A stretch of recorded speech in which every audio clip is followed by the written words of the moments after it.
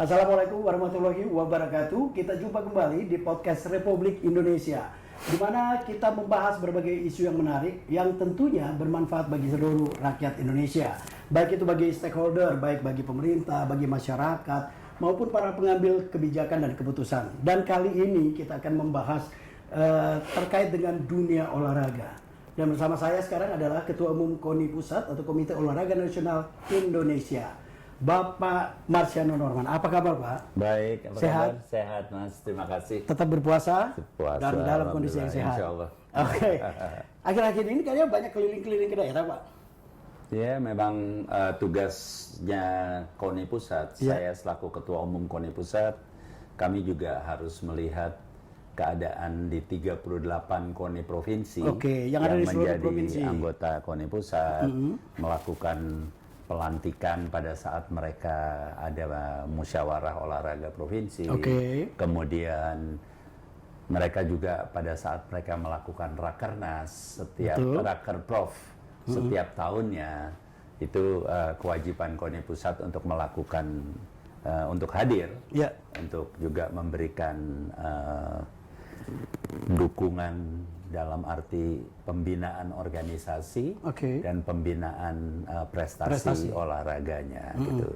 Jadi ya memang kesibukannya keliling Indonesia terkait dengan pembinaan organisasi dan juga pembinaan prestasi dengan para pimpinan cabang olahraga, kebanyakan di Jakarta. Oke. Karena rata-rata semua di Jakarta. Di Jakarta. Kalau kita bicara terkait administrasi tadi, Ya. mungkin kepada KONI daerah, Ya. baik itu provinsi maupun kabupaten dan kota. Ya. Kalau prestasi kan banyak, Pak. Ada berapa cabur sih, Pak, sebenarnya di KONI? Kita ada dan bernaung di bawah KONI Pusat? 81 cabang olahraga yang menjadi anggota KONI Pusat. Hari ini tadi saya melantik pengurus besar Siangsi. Siangsi itu adalah catur gajah. Oh, yang familiar dengan Ya, catur gajah catur ya. gajah. Oke. Orang bisa manggilnya catur gajah. Ya, mereka prestasinya juga sangat baik ya, di dunia. Mereka juga ranking dunianya ranking 2, ranking 5. Oke. Jadi itu pada saat rakernas yang lalu oleh seluruh anggota KONI Pusat, Diusulkan. mereka mengusulkan untuk jadi anggota, dan pada saat rakernas para anggota KONI Pusat menyetujui untuk diterima jadi anggota gitu ya. Artinya kan kalau umpamanya kita ngomong terkait prestasi, Pak, ada yang namanya single event, Oh, ada iya. multi event. Nah, itu kan berarti mereka juga harus mulai menggodok prestasi ke arah situ juga. Betul, ya, cabang-cabang baru ini. Walaupun sebenarnya secara umum kita tahu bahwa cabang olahraga prestasi itu awalnya adalah cabang-cabang olahraga masyarakat. Iya, betul, betul. Nah, untuk ini kan sudah ada single event, itu memang tanggung jawabnya ketua, pengurus besar, pengurus pusat cabang olahraga. Cabang olahraga masing-masing. Mereka seperti ketua umum Papsi, bulu bulu tangkis tangkis, dengan itu angkat ya. besi, Ya. kemudian juga taekwondo dan lain Ya. sebagainya. Mereka bertanggung jawab untuk sampai membawa pada single event internasional. Tetapi pada saat multi event internasional, di situ untuk pelatnasnya itu sudah ada dukungan dari pemerintah. Oke. Dalam hal ini Kementerian Pemuda dan Olahraga sudah memberikan dukungan pada cabur untuk melatih, untuk memusatkan atlet-atletnya dalam satu program pelatnas yang dibiayai oleh pemerintah. Dan pada saat mereka mengikuti multi event internasional, nah, pemerintah juga mendukung anggaran baik untuk penyelenggara, untuk ikut di luar negerinya. Yap. Yang anggaran itu Maupun pembinaannya. oleh Menteri Pemuda dan Olahraga diserahkan pada Komite Olimpiade Indonesia. Dan mereka ikut di sana, dan setelah itu kembali, pada saat mereka kembali ke Indonesia mereka berlatih lagi. Nah, mereka itu KONI Pusat mulai lagi masuk dalam arti mereka disiapkan untuk event-event yang diselenggarakan di nasional, baik kejuaraan nasional cabang olahraga, baik kita melakukan multi event olahraga nasional, yaitu seperti Pekan Olahraga Nasional. Betul. Nah, itu adalah tahapan pembinaan atlet. Oke. Gitu. Pak, agak sedikit rancu tapi sebenarnya masyarakat pengen tahu. Kan kita tuh suka agak overlap ya. Sebenarnya apa sih fungsi Kementerian Olahraga? Kemudian bagaimana dengan KONI dan bagaimana dengan KOI? Ya. Ya, secara prinsip lah Pak. Secara Yang prinsip, kita bisa melihat bahwa oh memang 3 lembaga ini berbeda. ya, 3 lembaga ini berbeda. Ya. Pertama, Kementerian Pemuda dan Olahraga itu adalah penanggung jawab terdepan yang membawa kebijakan olahraga yang ditentukan oleh pemerintah. Oke. Itu tanggung jawabnya Menpora.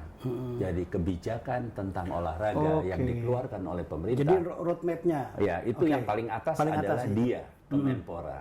Nah, setelah itu Kemenpora ada mitranya ini 2. Kita ini mitranya Kementerian Pemuda dan Olahraga. Jadi yang untuk Komite Olahraga Nasional Indonesia, kami bertanggung jawab dalam pembinaan organisasi dan pembinaan prestasi. Sejak dari kabupaten kota. KONI kabupaten kota itu ada 514, KONI provinsi itu ada 38, dan KONI pusat gitu ya. Jadi KONI kabupaten kota dengan pengurus kabupaten kota cabang olahraga, kemudian KONI provinsi dengan pengurus provinsi cabang olahraga, kami KONI pusat dengan pengurus pusat atau pengurus besar cabang olahraga itu. Jadi kita di situ kita berusaha semaksimal mungkin untuk memberikan dukungan baik dari sisi pembinaan organisasi yang pasti dan pembinaan prestasinya melalui berbagai kunjungan atau kita berupaya untuk mengundang para pelatih mungkin dari luar negeri dan lain sebagainya. Itu yang kita lakukan. Itu KONI. Kemudian Komite Olimpiade Indonesia ini tugasnya setelah atlet-atlet nasional ini punya rekam jejak dalam kejuaraan nasional, punya rekam jejak dalam pekan olahraga nasional, gitu. Di situ kan terpilih ya. KONI pusat bekerja sama dengan pimpinan cabang olahraga, mana nih atlet-atlet yang bagus, disodorkan ke Komite Olimpiade Indonesia. Nah, memenuhi kriteria mereka, dalam arti kriteria mereka itu kan Komite Olimpiade Indonesia ini kan juga dibatasi jumlah orangnya dan cabang olahraganya. Nah, yang memenuhi nggak persyaratan mereka, baru itu yang dipilih oleh mereka menjadi tim nasional Indonesia berangkat ke SEA Games, berangkat ke Asian mulai Games, dari yang regional berangkat sampai ke yang Olimpiade. internasional. Ya, itu Komite Olimpiade Indonesia. Ya, jadi gambarannya kalau makin kita jelas. Tanggung jawabnya, KONI pusat ini bertanggung jawab penyelenggaraan Pekan Olahraga Nasional. KONI provinsi bertanggung jawab Pekan Olahraga Provinsi. Provinsi Porprov. KONI kabupaten kota Porkap Porkot. Nah, itu gitu. Jadi kita sebetulnya jenjangnya sudah bagus. Nah, itu memang sekarang sinergitas ini harus betul-betul diberdayakan. Jadi tidak ada satupun yang tidak diberdayakan maksimal. Karena apa? Pada akhirnya kan yang kita kerjakan, yang dikerjakan KONI dengan jajarannya, yang dikerjakan Komite Olimpiade dan menjawab kebijakan tentang olahraga yang dikeluarkan oleh pemerintah. Pemerintah kan misalnya dalam hal ini, contohnya pemerintah melalui Kementerian Pemuda dan Olahraga mengeluarkan satu kebijakan desain besar olahraga nasional. Itu kan desain besar olahraga nasional yang menetapkan tadinya 14 cabang olahraga. Tapi sekarang Pak Erick Thohir menjadikan 21 cabang olahraga. Jadi lebih luas lagi. Intinya itu cabang-cabang olahraga Olimpiade. Ditambah cabang olahraga yang punya potensi maju ke depan. Yang kita juga Indonesia perlu didukung agar prestasi ke depannya juga semakin baik. Gitu. Jadi sebetulnya berdasarkan Undang-Undang Nomor 11 Tahun 2022 tentang olahraga, tentang keolahragaan itu sudah terjawab pasti. Udah jelas ya. Udah tugasnya ini ya. Hanya yang diharapkan ya Menteri Pemuda dan Olahraga, Ketua KONI, Ketua KOI-nya, kita berusaha menjaga agar kita betul-betul berjalan dalam koridor yang memang diberikan kepada kita. Oleh undang-undang. Oleh undang-undang agar tidak terjadi overlap tadi, gitu loh ya. Sekarang kita masuk ke dalam Pak Marsiano. Bapak mengusung Bersatu dan Berprestasi. Lebih spesifik Pak? Kita ini adalah negara besar ya. Kita ini adalah negara yang kuat ya. Tetapi kita harus mengakui bahwa dalam banyak hal ego sektoral kita mengikis kebersamaan kita. Oke. Oleh karenanya, saya selalu ingatkan kepada seluruh anggota KONI, baik itu cabang olahraga, baik itu KONI provinsi dan kabupaten kota. Salah satu kunci kalau kita ingin berprestasi, kita harus bersatu. Kita bersatu, kita mendukung satu sama lain, kita menutup kekurangan satu sama lain, dan kita mencari yang terbaik untuk atlet kita. Ya. Pengurus olahraga, pengurus cabang olahraga, kemudian Komite Olahraga Nasional Indonesia, itu adalah pelayannya atlet. Ya. Jadi kita ini bukan bosnya atau juragannya atau pimpinannya. Kita adalah pelayan mereka. Kita harus mengatur organisasi kita berdaya guna untuk mengantar atlet-atlet kita meraih mimpinya. Ya. Mimpi atlet itu juara. Juara tuh yang awalnya dia ingin jadi juara kabupaten, juara provinsi, juara nasional, dan juara multi event yang mereka ikuti. Pada akhirnya dia juga ingin jadi juara dunia. Ya. Nah itu. Menuju ke situ juga nggak mudah. Nggak mudah. Perjalanannya sangat panjang. Handicap banyak. Handicap banyak. Apa aja sih handicapnya, Pak? Handicapnya yang pertama kan untuk seorang atlet bisa jadi juara dunia, itu kan betul-betul dibutuhkan mental bajanya seorang atlet itu. Dia tidak boleh cepat berputus asa karena kalah hari ini terus dia sudah down, mental breakdown, ya. Dia harus kembali gitu ya. Jadi kita harus mempersiapkan mental atlet itu, ya, istilahnya ya mental baja, yang dia juga kuat. Hari ini saya kalah, besok saya menang. Hari ini kamu yang menang, besok lusa saya yang menang. Itu mental itu harus ada pada dia, gitu loh.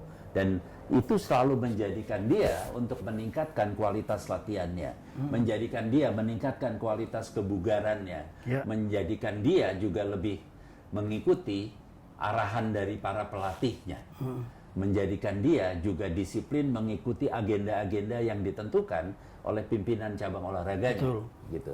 Itu kalau dari diri atlet, ya. Iya. Kita kacamata kita adalah kacamata atlet. Iya. Tapi kalau umpamanya kita tahu bersama, Pak, atlet itu kan sebenarnya bukan pemilik dari si organisasi olahraga atau apa. Dia kan sebenarnya adalah pemilik dari perkumpulan itu kan? Iya. Iya kan? Nah, perkumpulan kan juga handicap banyak banget, Pak. Yang sangat kasat mata kan misalnya dari segi pembinaan. Oh pasti. Ya. Dari segi anggaran, Pasti. dari segi donasi, Pasti. penyandang dana dan lain Pasti, sebagainya, pasti. membuat itu menjadi handicap yang luar biasa. Pasti. Nah, bagaimana sebenarnya peranan dari KONI dalam hal ini? Peranan dari KONI ini kita kembali juga ya, bahwa dalam undang-undang keolahragaan itu juga dinyatakan bahwa setiap daerah yang 514 kabupaten kota itu diwajibkan membina 2 cabang olahraga unggulan. Jadi 2 cabang olahraga unggulan. Kalau itu dikerjakan, pasti kita akan sangat terbantu karena bupati wali kotanya, ketua KONI kabupaten kotanya, pimpinan cabang olahraga di tingkat kabupaten kotanya, fokusnya cabang olahraga unggulan di daerah dia itu apa. Jadi nggak usah terlalu banyak, malah bias. Karena ya, kalau terlalu banyak kita kan tadi pendanaan adalah salah satu handicap. Ya. Untuk mensiasati pendanaan itu, kita harus fokus pada cabang olahraga unggulan. Ya. Kita tidak bisa memberikan anggaran semua ke cabang olahraga yang ada, nggak bisa. Tetapi kita memberikan peluang kepada mereka.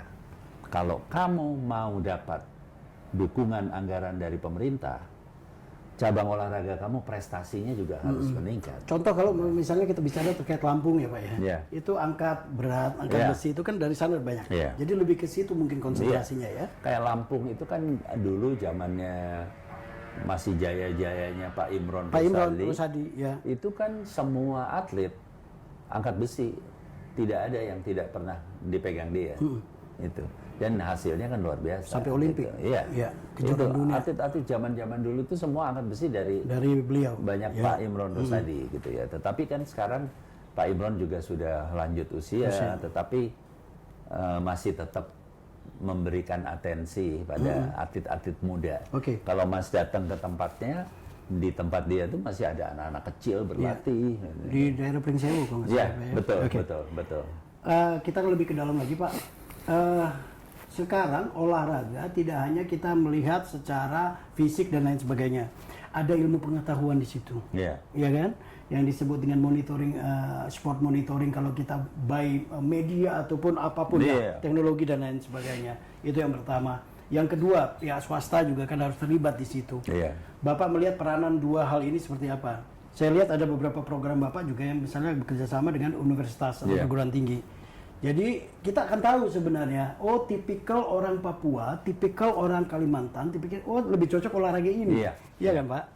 Itu seperti Betul. apa tuh? Sejauh mana sekarang ini? Yang pertama memang yang harus kita optimalkan itu bagaimana sport science ini bisa memberikan dukungan maksimal kepada pembinaan cabang olahraga prestasi. Nah, bagaimana mengoptimalkan itu sampai hari ini alhamdulillah kita punya 14 universitas di Indonesia yang punya fakultas keolahragaan. Oke. Nah, mereka ini universitas-universitas negeri. Umum. Yang umum ya? Universitas negeri, Iya. gitu ya. Sekarang yang sudah kita terlihat bagus itu, misalnya UPI di Bandung yang dulunya IKIP itu, Yes. apa? Ya, UPI Bandung yang dulunya IKIP itu UNJ juga Jakarta. memberikan dukungan maksimal kepada pembinaan olahraga prestasi Jawa Barat, dan itu terbukti. Jawa Barat itu hat-trick Pekan Olahraga Pekan Nasional. olahraga.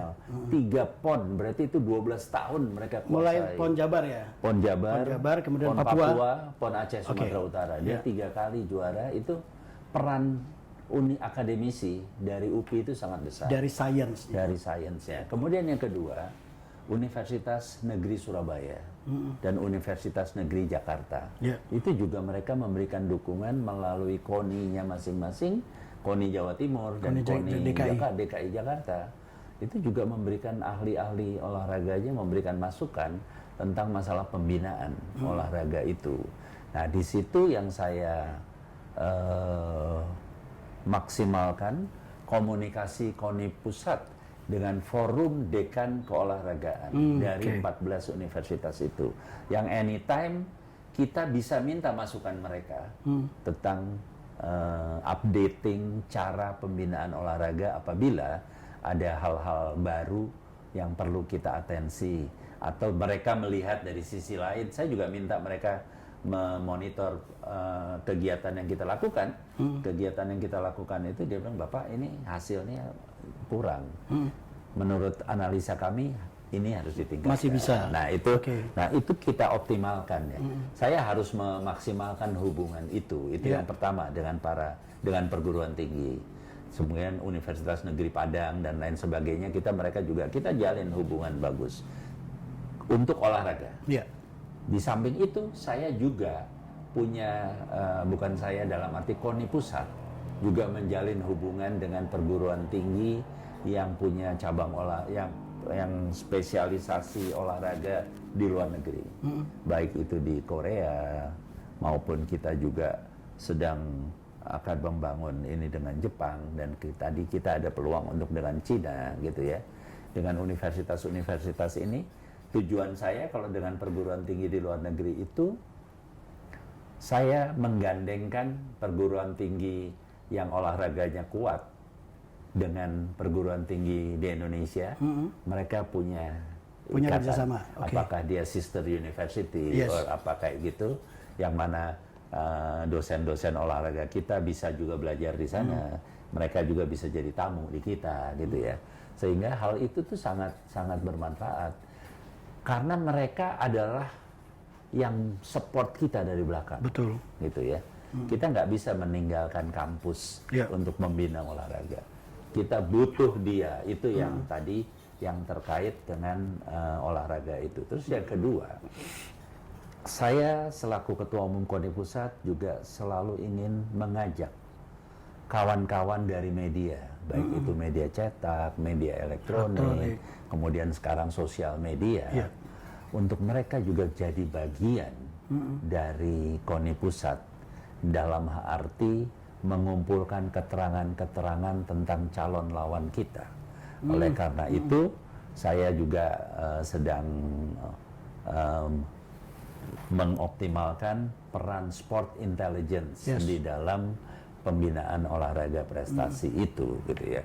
Karena hanya dengan cara seperti itu, atlet-atlet kita selalu termotivasi untuk berlatih lebih keras. Pelatih-pelatih kita selalu mencari inovasi-inovasi baru untuk bisa atletnya berprestasi seperti atlet-atlet yang juara di kelasnya, di kelasnya ya. Sehingga kalau kita sudah bekerja keras dengan ini, dari catatan waktu, misalnya seorang pelari dibandingkan dengan pelari dari negara lain, apakah posisi kita memang ada di top 3 atau kita masih di luar 10 besar gitu kan.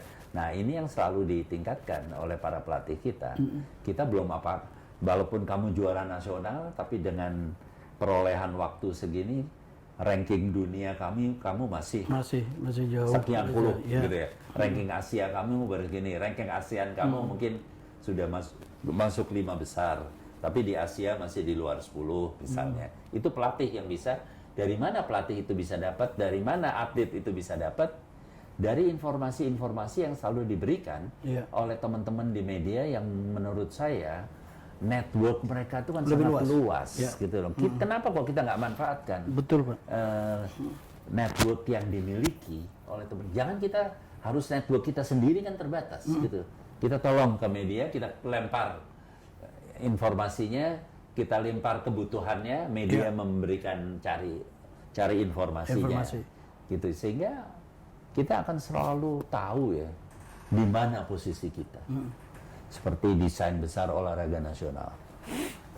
Itu kan diamanatkan dalam desain besar olahraga nasional itu bahwa tahun 2032 kita ada pada peringkat 10 dunia.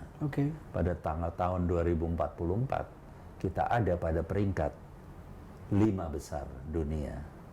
Tetapi hasil yang kita ikuti seperti kemarin di Paris, Olimpiade Paris, itu kita ada di peringkat 30-an.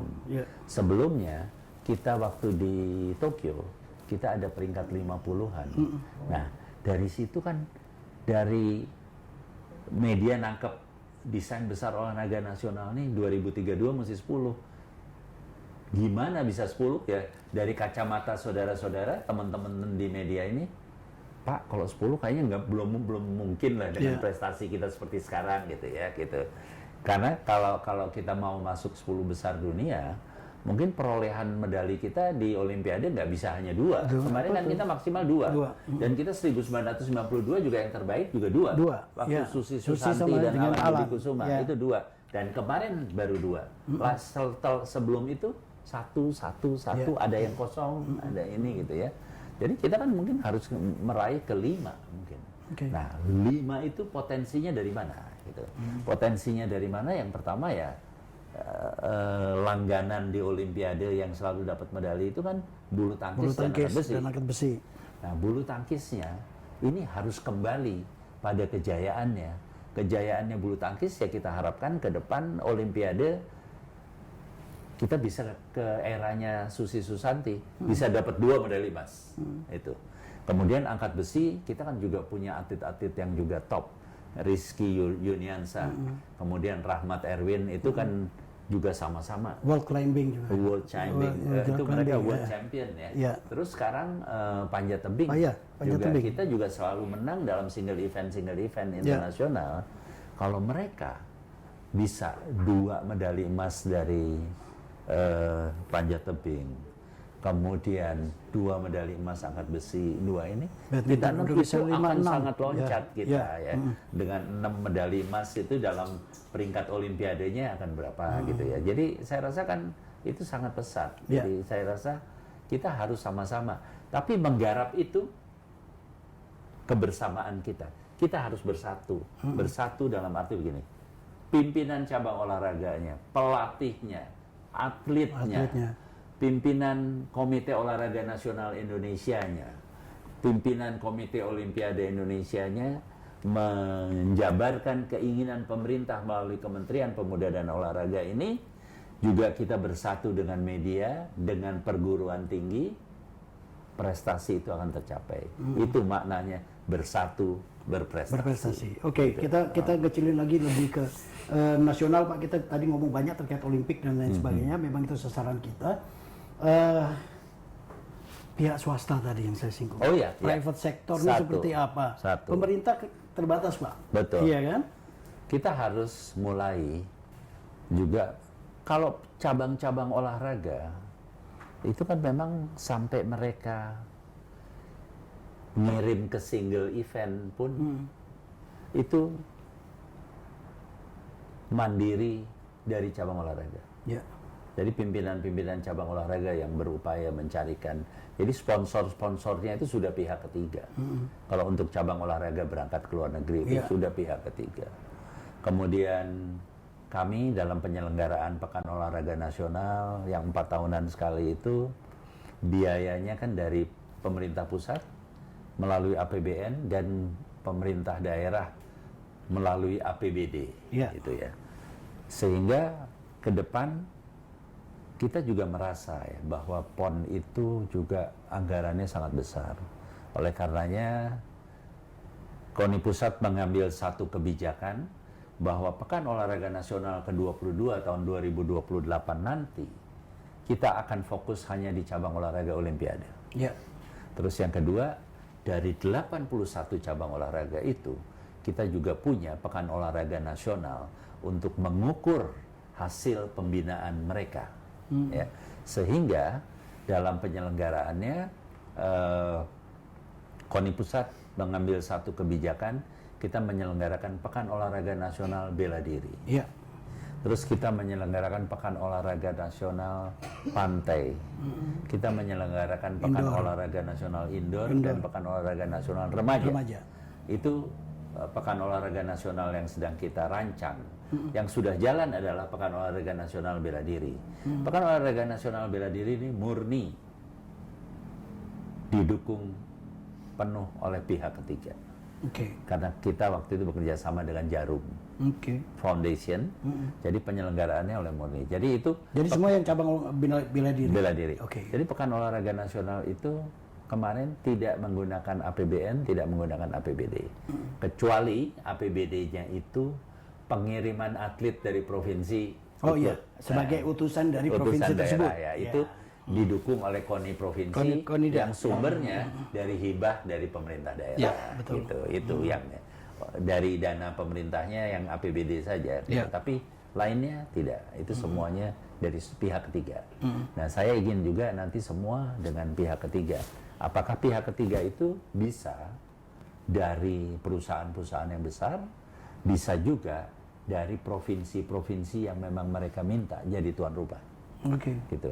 Seperti Pekan Olahraga Nasional Pantai nanti, kami mencoba bekerja sama dan sudah ada persetujuan dari Gubernur DKI Jakarta, Bapak Pramono Anung, bahwa Jakarta siap jadi tuan rumah. Oleh karena itu, nanti kita bekerja sama dengan DKI Jakarta, tetapi DKI Jakarta juga berpeluang mengoptimalkan peran dari sponsor untuk mendukung kegiatan itu, gitu ya. Jadi kita dengan berbagai upaya seperti itu, insya Allah kita makin hari juga event. Atlet itu kan haus akan kompetisi, betul. Haus akan event ya. Semakin banyak event itu semakin bagus, dan itu yang mengantar atlet itu berprestasi. Karena seringnya kita berkompetisi membuat semakin terasa. Betul. Nah, sekarang kita ke masyarakatnya nih. Bagaimana sebenarnya upaya KONI sebenarnya untuk membangkitkan kecintaan. Masyarakat sebenarnya kan suka banget kan kalau menonton, Pak. Oh iya. Nonton event seperti kita tahu ya, di sekitar Senayan ini kan semuanya tuh. Kalau kita, apalagi kalau voli, sepak bola dan lain sebagainya itu luar biasa menontonnya. Bagaimana menggerakkan mereka menjadi masyarakat yang cinta akan olahraga? Untuk menggerakkan masyarakat cinta olahraga, pertama kita harus kembali pada prestasi atlet-atlet. Betul, kalau itu jadi enak ditonton Karena prestasi atlet-atlet kita itu merupakan magnet merupakan daya tarik tersendiri besar, untuk masyarakat ingin nonton, Ya. gitu ya. Sehingga contohnya misalnya kemarin kita sempat mengalami ya betapa tim nasional sepak bola Indonesia itu bisa menarik Ya. minat masyarakat Yang luar untuk biasa. menonton, ya kan? Itu karena mereka bangga Ya. karena prestasinya. Tapi kalau timnasnya prestasinya juga turun, mereka juga ngapain nonton lah, ngomong gitu ya. Oleh karenanya, pertama kita harus dorong pimpinan cabang olahraga untuk meningkatkan kualitas pembinaan prestasinya, mendorong atlet-atletnya untuk mereka juga dengan pelatihnya bekerja sama untuk mendapatkan prestasi terbaiknya. Itu satu yang bisa menarik penonton mau banyak nonton. Yang kedua, masalah keamanan dalam penyelenggaraan event olahraga. Ya. Itu harus ya. Kita kan nggak mau mas terjadi seperti Kanjuruhan dan lain sebagainya. Itu kan sangat-sangat menyedihkan ya. Disesalkan juga. Orang juga males mau nonton kalau kayak gitu, karena kadang-kadang nonton olahraga itu menjadi satu eventnya keluarga loh. Betul. Ada bapak ibu ngajak anaknya nonton bareng ya, karena mereka semua Jadi hiburan itu. dia cinta voli gitu Iya. kan, liga voli gitu, main dia datang. Kalau mas lihat liga voli kita kan selalu Luar penuh, biasa itu. ya kan? Liga voli kita selalu penuh, bulu tangkis kita juga selalu penuh, sepak bola kita juga selalu penuh. Tetapi juga kita juga harus mengedukasi penonton, Ya. harus mengedukasi supporter supaya mereka juga tidak menjadi bagian yang membuat event olahraga itu tercela, jadi noda dalam event olahraga itu. Misalnya kesebelasannya kalah terus mereka turun ke lapangan gitu kan. Kalau Bapak pernah lihat kemarin di Liga 4 misalnya, itu kan nggak terpuji seperti itu ya. Wasit dikejar-kejar, dipukuli gitu kan nggak boleh dong. Itu kalau itu yang terangkat, orang juga mikir 1000 kali nonton bola, ngapain kita nonton di TV aja katanya, gitu kan. Tetapi kalau masyarakatnya juga semakin tertib, ini juga kita juga menghormati atlet-atlet kita sudah berjuang maksimal walaupun dia masih kalah ya.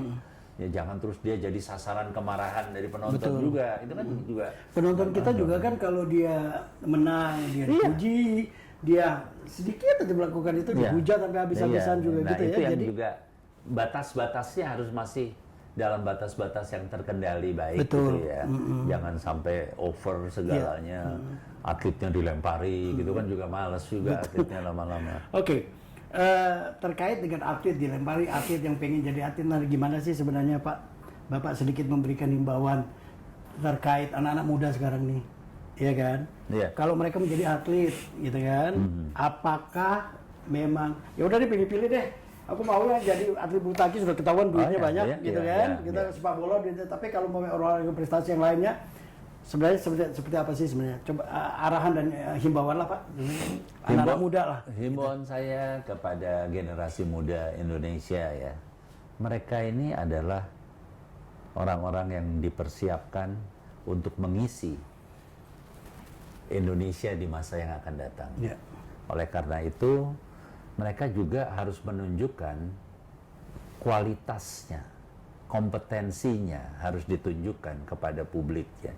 Oleh karenanya ada banyak peluang untuk mereka bisa mendapatkan penghargaan, penghormatan dari masyarakat. Khusus yang masyarakat olahraga, mereka pasti melihat atlet-atlet muda yang punya masa depan. Itu kita harapkan mereka juga dibinanya dengan baik, dilatih dengan baik, jangan baru mau memasuki masa puncaknya sudah cedera. Yep. Nah, kalau udah cedera itu kan ya salah dalam melatih, mungkin kan salah memprogram mereka ikut pertandingan, mungkin harusnya ikut pertandingannya itu katakan jedanya 3 bulan apa 2 bulan, tapi baru sekarang ikut, minggu depan ada pertandingan ikut lagi. Harus itu ada yang ada ya jebol dia kan. Ya, Nah, betul, itu Pak. yang harus diinikan. Jadi saya selalu berharap, saya selalu berkeinginan gini.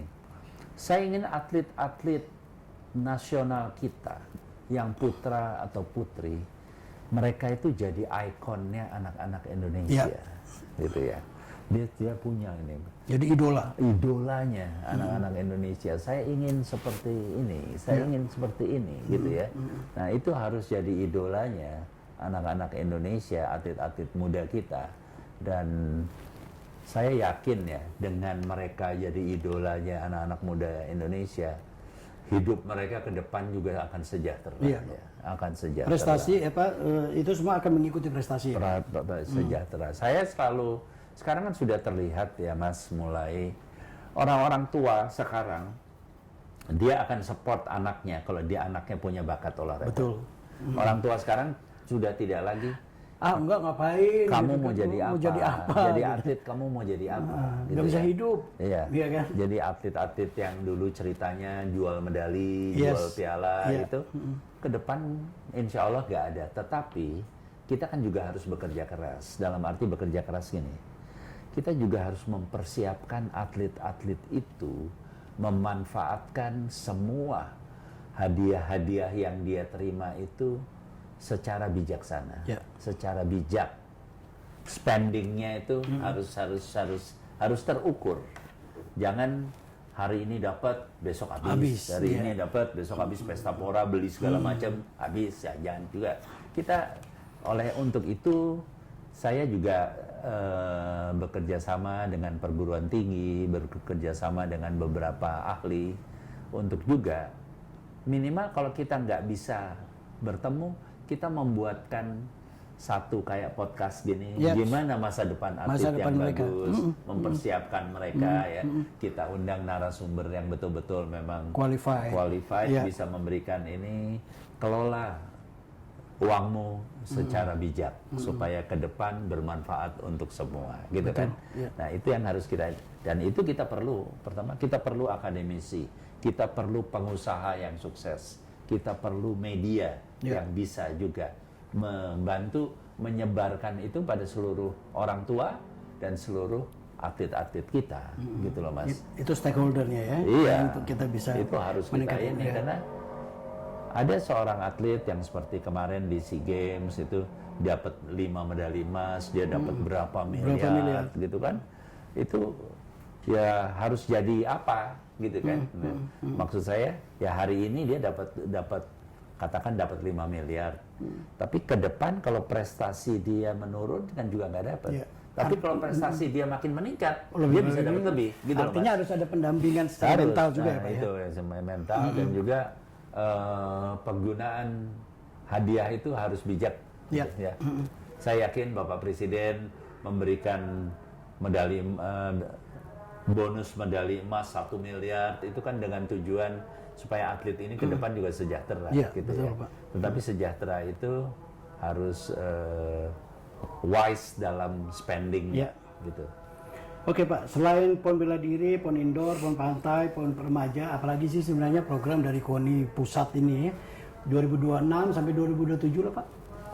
2026 ini kalau yang pasti 2026 adalah PON bela diri dan PON pantai. PON pantai itu ya. 2027 adalah PON remaja dengan PON indoor. 2028 PON. PON nasional. PON nasionalnya, gitu umum, ya. Jadi kita setiap tahun ada kegiatan itu. Tapi kami juga mengajak ya, dalam setiap kegiatan ya, saya selalu berharap begini. Pasarnya komunitas olahraga Indonesia ini kan besar. Itu harus jadi tuan rumah bagi para pegiat-pegiat industri olahraga. Harus jadi. Karena apa? Percuma kita punya event banyak, percuma kita punya ini, tetapi semua produk-produk dalam negeri ini tidak jadi pilihan. Baik dari penyelenggaranya, baik daripada atletnya, baik dari pimpinan cabang olahraganya. Ya. Saya selalu berharap gini, untuk tingkat PON, tingkat pekan olahraga provinsi, tingkat pekan olahraga kabupaten kota, gunakan aparel, perlengkapan lainnya, sarana prasarananya, produk nasional. Gunakan itu. Kalau itu kita sudah lakukan dan dapat dukungan dari semua pihak, insya Allah industri olahraga kita juga jalan. Gitu ya. Dan supporting ininya ya? Iya, semua jalan. Tapi saya juga bilang pada atlet-atlet nasional kita, kalau kamu ikut dalam multi event internasional, silakan pilih perlengkapan yang terbaik di dunia, ya kan? Misalnya dia pakai Nike, dia pakai Adidas, silakan aja. Tapi kalau nasional, ayo kita coba kita pakai produk dalam negeri. Apalagi kalau kita ngomong terkait senam atau renang ini, itu kan memang harus ada baju khusus juga, Pak, yang memang hanya ada di daerah misalnya Uni Soviet dan lain sebagainya itu ya. Iya. Baik. Saya kadang-kadang juga kayak perlengkapan menembak atlet kita gitu kan. Saya rasa saya suka bicara sama pimpinan cabur Perbakin. Mas, ini nggak bisa ya lokal kita bikin sendiri gitu kan. Ya, dari gayanya kan keren ya. Karena saya tanya peralatan ini dari mana? Dari India. Dari mana gitu. Kita harus bisa dong bikin sendiri gitu kan. Jadi lumayan kan Mas, semua tiap rupiah yang kita keluarkan diterimanya oleh dan kembali untuk masyarakat sendiri, olahraga gitu loh Mas. Kembali kita. Jadi di situ makanya KONI bekerja sama juga, kami ada nota kesepahaman pertama dengan Kementerian Koperasi. Pada saat yang lalu Kementerian Koperasi dengan UMKM itu jadi satu. Tapi sekarang kan udah pisah nih. Udah pisah, Koperasi kementeriannya berbeda. Beda gitu ya. Jadi tapi kita tetap niat. Secara nomenklatur itunya Pak. Tetap. Kita ingin juga KONI ini menjadi bagian yang membesarkan produk-produk dalam negeri. Kita. Karena apapun kita bicara olahraga, kita bicara prestasi, ujungnya adalah merah putih. Betul ya Pak. Betul. Saya selalu bilang, bicara olahraga itu kita hanya bicara merah putih. Pada saat kita duduk bersama dalam satu sesi, dalam satu kegiatan olahraga, pilihan kita boleh berbeda. Mas boleh kuning, Mbak boleh merah, ini boleh biru, boleh berwarna. Tapi kita duduk di sini hanya untuk merah putih. Hanya untuk merah putih. Dan saya selalu ingin menjadi bagian dari Indonesia ini melalui olahraga. Mari kita persatukan bangsa kita. Karena apa? Indonesia ini negara yang sangat kaya, besar. Negara ini negara sangat besar, tetapi negara ini juga sangat rawan diadu domba, rawan dipecah belah. Nah itu, untuk bisa mengatasi itu, kitanya yang harus sadar. Kalau kita sedikit-sedikit baru ini, jangan mau kita diadu domba, jangan mau kita dipecah belah. Ayo kita bersatu.